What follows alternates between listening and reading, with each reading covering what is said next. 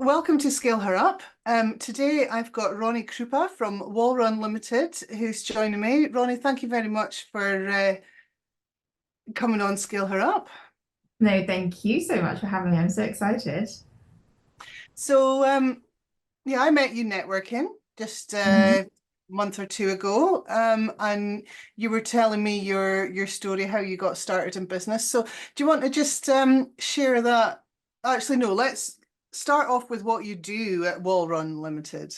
Yes, so I run a company. I run two, but this one is more of an agency side. So it's all on tutoring, academic tutoring, but also mentoring for particularly students.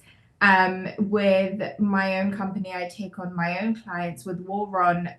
It's very recently actually been split into two as the business has been growing to kind of give that scope for maximum potential growth for the agency side of things. So with Wallrun, what I'm kind of mostly trying to build right now is more of a security system and network for students rather than just a tutor. There's so many companies that I've worked with in the past and that exist where it's quite an automated system where students book their session, have their tutor explains things, and off they move on with their day. Whereas where I found my success over the years is really creating a platform for the students, not a platform, but like a atmosphere within our sessions, which is engaging in the aspects of they really feel like they're kind of coming to see their older sister. We're now also within the agency older brothers as well, and really just them and their parents feeling like they have people to turn to, especially since COVID. There's been so much that's just deteriorated the level of education, but also support and mental health for students across the board. And the company, we work with people internationally, not just UK based as well, and you see it everywhere, which is crazy to think that it's been, I mean, obviously it was a global pandemic, but it has affected every student, no matter the region, standard of living. It has affected everyone. So what we're really working on is, we have a group chat with every single parent and student and the tutor and myself. And anytime they need anything, we're both, the tutor and I are both there to step in. When the tutor can't make it, we'll have another one that covers. They sometimes join into the group chat as well. So then those students are building those connections with not just one tutor that they have their sessions with, but for the future, they have all of us to be able to pitch in and give them that guidance that they need in whatever they need as well. As a mum of teenagers, I mean, that sounds fantastic because it's exam time now, just about. My daughter's studying for her exams that will start just in a few weeks, and it's a very stressful time, not just for the kids but for the parents as well. So knowing that there's that support out with school or out with the family is must be, yeah, I think that's a great thing you're doing. I think so. And also what I found really surprising over the years is actually how little the parents know. When it comes to their children's education, I think that's where a lot of the panic actually sets in for the parents, because we know very much that society currently is going into a phase where, to get a house out of uni isn't easy anymore. Students are living longer with their parents. Competition is higher than ever and more extreme than ever when it comes to university, graduate schemes, first jobs, within jobs as well. So there's parents know that there's that whole wait kind of waiting, that you have to sort through and push your child through so they get into the real world. But on that same side, schools aren't actually giving parents, from our experience, the information that they need to settle their minds. There has been a ridiculous countless amount of times where I've been asked questions which seem very, very simple. For example, when the exams start, or how many papers they have to do for a certain exam, or what can they even do in the next phase. A lot of parents don't even know um, what comes after, for example, the Nat 5s, or in the UK GCSEs, or in the British curriculum in international schools as well, what comes after GCSEs. They don't know what's involved in the A levels, what options there are, and it's not the parents' fault. It's the schools which are not providing the correct information and communication outlets to be able to reach out to those parents and let them know. So the majority of time, the group chat that we have, like I said, with the parents, it's kind of mostly filled with actually the parents asking the most questions about, exam details and the next steps and how to get into things and how to applications as well. And another thing that we've noticed is, especially with teenagers, I don't know about yourself, but a lot of teenagers don't share with their parents what's going on at school either. They really Yeah. brush off the questions, and you guys even more so can't even get the information out from your children.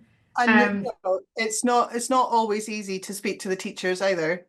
So yeah. So you know, has this evolved through you starting off providing tutoring in like the subject content, and you've realized that there's more of a service that you can be providing? Oh, absolutely. So I fell into tutoring completely kind of by accident, and I always thank, she's still a friend of mine. It was my dad's kind of distant, I don't even know friend, but she was in my dad's kind of circle of friends. And she has a son, and he was struggling with maths. And my dad, as you just kind of converse about your children, said that, oh, his daughter, so me, is going to university. And she picked up on that and thought, oh, she could tutor my son. And at the time, I was working in a supermarket. This was about £7 more for an hour than the supermarket job. It was 1 gig a week, 1 hour a week. But I thought, yes, I'll try it. And my dad's first response was, oh, she's never done it, I don't know if she'll want to. But I'm a big opportunity taker, so as soon as that came flying to me, I took it. And just from the first lesson, I was hooked. I was so lucky to find something that I'm so passionate about so early on. I mean, I was 17, 18, something like that, because I wasn't even at university yet. And I really just fell in love with seeing initially that academic aspect, because you'd see confidence grow, and just that person actually start to like the subject and look forward to you coming over and having sessions. It's such a different feeling than anything I'd ever experienced before. And then when I used to meet people, I'd say, instead of saying, oh, I work at a supermarket, I'd say, oh, I'm a tutor. And the word kind of spread, so I had four lessons a week, something like that. And over the years, it's accelerated to now me doing about 75 hours, which I told you about, a week. And it's what's happened through the years, especially during COVID, because before COVID, I would teach in person, and I would, drive to the house, and it really limited, obviously, how many clients you can reach out to and actually connect with, because you're bound to where your car can take you in a certain amount of time. And then through COVID, reluctantly, I decided to start doing lessons over Zoom. I thought it'd be awkward at first, but it actually wasn't at all. I think we're so used to it now as well. So then I started joining other platforms and getting more clients, and I realized how, also being an only child, how fulfilling even more so it was to kind of have these little siblings to guide.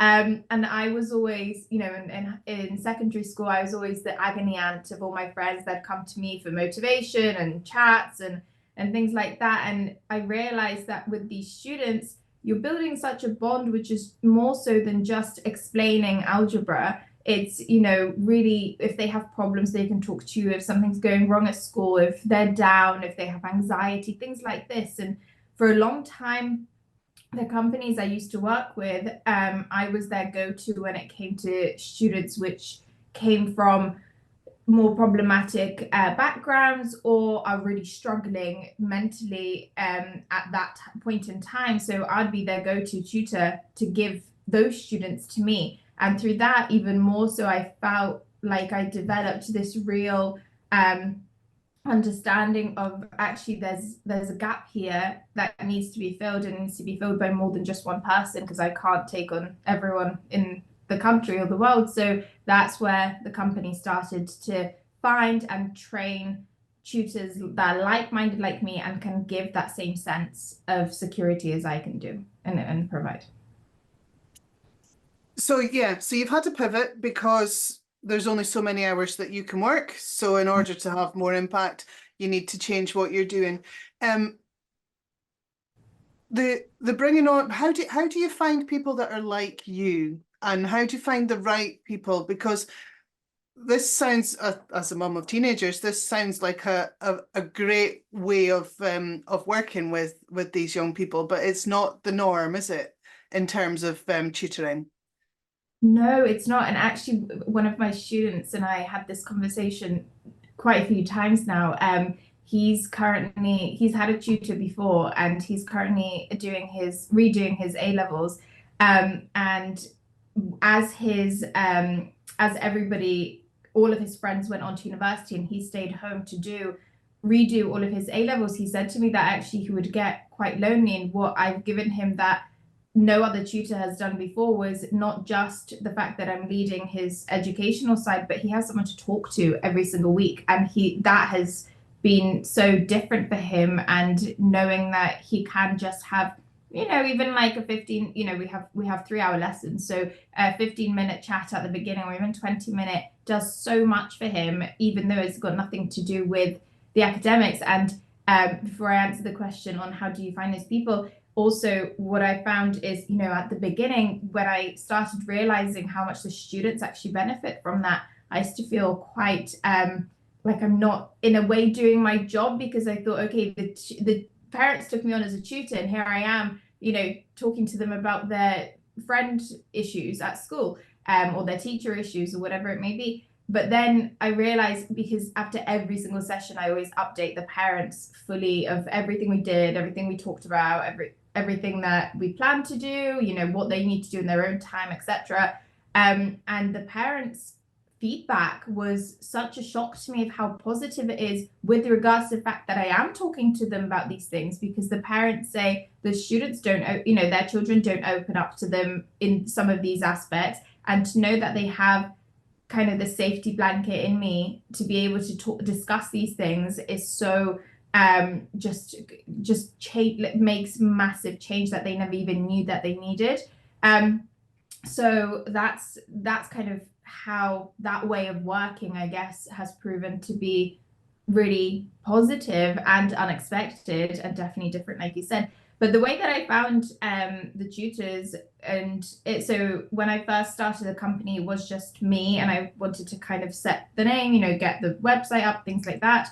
Then when I was finally ready to start taking on tutors, I actually just put out an ad on Indeed of, I'm looking for, and I just specifically very much said what I'm looking for, what mindset I'm looking for. I'm looking for people who will encourage and mentor these students. The age ranges of our students can be from 5 years old, even youngest student that we've had, up to mature students as well. So not only in their 20s, but even older as well. And the applications that came in were amazing. Within about 2-3 days, I had about 300 applicants for this job. And that also shows how many people actually believe in, I think, this kind of way of working, because, they saw this opportunity and were so keen to apply. So I read through 300 CVs, 300 applications, and wrote out a list of my top, I think it was top 15 or something like that, rang them all, just spoke to them. And I think what for me was very evident is, as soon as I got talking to them, if I click with them, the student's going to click with them, because I can see, based off of my personality and my approach, what conversation kind of works and what atmosphere they bring to the table through the conversation. So through that, it was just so simple to whittle it down to the first 5 people that I took on, and then trained as well. And then since then we've brought on a couple more, but it's definitely and then actually the couple more that have been brought on, went through application processes. Two of my ex-students, which I just used to teach, and they are phenomenal, bright, amazing people. So I just couldn't wait to kind of get them in on board because I knew what they could do and I knew how good they would be at it. Another one is a friend of my cousin, because she's actually German. So we've got a native German who's a teacher in Germany, who's teaching German to my British students. So yeah, I kind of source out to network as well as actual applications. Fantastic. International tutoring business you've got there then. So you've got international tutors and international students as well? Yes, yeah. So got students from, I mean, over the years as well. There's been Zimbabwe, Egypt, quite a few countries in the Middle East, all over Europe. So you've got Italy and France and Netherlands, Switzerland. I can't even think, all of the UK as well. Just all over the place.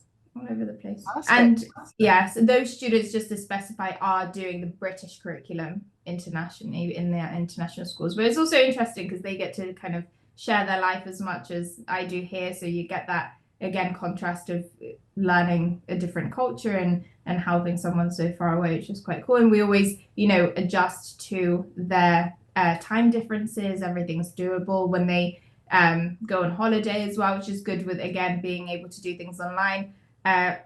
It kind of never stops. And my mum always laughs and she says, how do you meet so many people that just never stop? Because all of my students, or the majority of my students, through the summer holidays, they keep going through every holidays, through Christmas, through Easter, through half terms, they're still coming on to do sessions. And, when I was younger, my parents couldn't get me to be revising and things like that over half term. But I think, again, it's that aspect of they're logging on to want to kind of see a friend in a way. So it just makes it so encouraging, I think, for parents as well, to see their children actually want to continue things and not even care to have a full break. So that's fascinating to see, and obviously a huge compliment as well to what we do. Absolutely, absolutely. I mean, we could go down a whole rabbit hole of how you can encourage my daughter to do her studying, because it's the Easter holidays as we're speaking, and she's through there probably still in her bed not doing her studying. So yeah. Anyway, let's talk about your business. So that's kind of all the good stuff. What have been the challenges? Because it's not easy running your own business and scaling your business. So what have been the challenges you've faced? Yes, definitely for me personally, the marketing aspect. I'm definitely not one to fall into the whole, advertise through social media, which I should be in one sense. I should, everyone that you speak to nowadays, it's very much use the platforms, social media, social media, social media. And for me, I think with what I'm trying to create as well, it's not so much of trying to utilize social media through the way that is advertised, of just kind of, planting so much content all the time to stay relevant and be seen. The things that I want to put out, I really want to make sure that they are thought through and kind of hit close to home and really represent what we're trying to do. And also, with me working so many hours myself, I don't actually have that much time to then content create to try to put things out. So I think what has been the biggest challenge, and still is, the agency side, would definitely not yet where I envision us to be. But then again, it's very recent that it's been kind of split off into the two companies where I can put a bit more focus into kind of getting us out there. But yeah, visibility, being seen, and just reaching those parents, because kind of what we touched upon before, when I first started, I thought, oh, I'll reach out to schools those parents, but schools just they ignore, they don't respond. And we've had, again, just with personal experience of working with students, the amount of issues that we've had over the years of, you know, me trying to reach out to their teachers to collaborate and be able to discuss the student, and for me to get some insight on what they are actually doing or not doing in class outside of just our class. And again, you just get ignored non-stop. So schools are very difficult to get on board when you're in the private education system.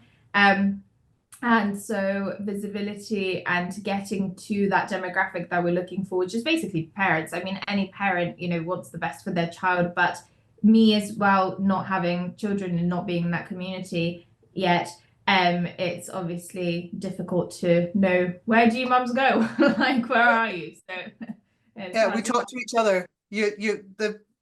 Where I've heard of tutors, it's been with somebody's older son or daughter has used someone, and we pass the details on. So is that what you're finding, that a lot of your work comes through referrals? Yeah.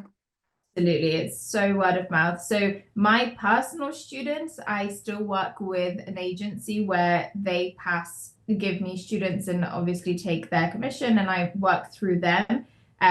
But with the agency students, it's definitely all referrals. Every single one of them is referrals, and a lot of my private students now, because I've been, you know, doing this for about 8 years. So a lot, I'd say half and half with my personal students are referrals, and half are through this agency that you know, pass on the contacts, and we use their platform as well. So yeah, it's a range, but like you said, it is so word of mouth. You know, there's been a couple of kind of parent friendship groups that I've been the tutor of all of their children. So that's cool, because the kids know each other. We can always, you know, they'll say, oh, I'm seeing this person today, and then I'll say, oh, I've got a lesson with them tomorrow. So the next day I'll ask them, oh, I heard you saw this one yesterday. And it's just that kind of feeling of like one big kind of happy extended family. So it is nice, and I understand that. But yeah, it's sometimes you get into, you know, you're lucky enough to fall into these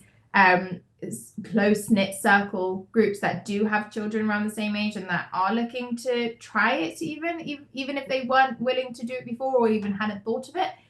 But sometimes you do find yourself with families that just, you know, don't have that much actually contact with other parents, or the other parents don't have children that they feel this would be useful for. They don't want to try it. So yeah, it just depends who you kind of come across.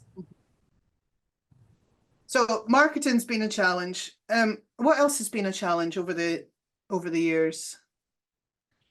I think personally, me being a workaholic, like trying to balance a bit of actual life versus work life. Again, like I said before, I'm definitely an opportunist. I take opportunities as they come, and I think that comes from a immigrant background, because I moved from Poland when I was 5 or 6, and you know, I was brought up with look at you versus people back home, kind of the opportunities that you have, take them.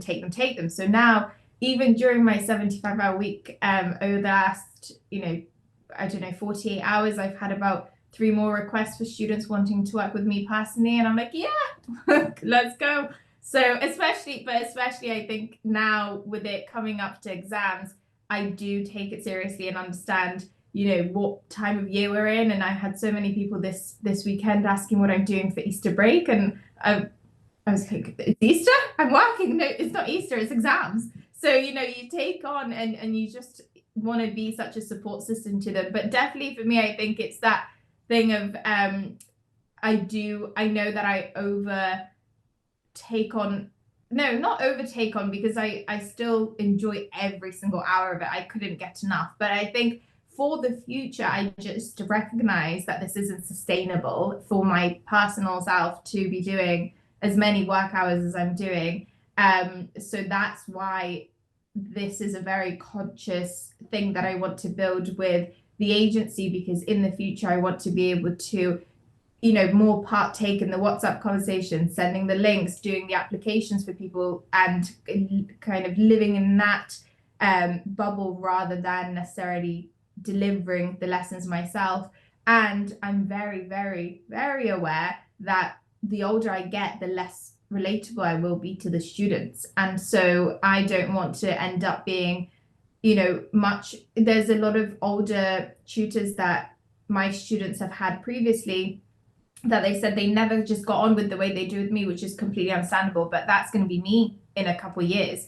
So I want to make sure that I'm using these years to build the agency so then my expertise can become useful for the future, but I won't actually be doing as many sessions, if any, but I'd say as many because I'm always going to want to, because again, I'm obsessed with my job and addicted to it.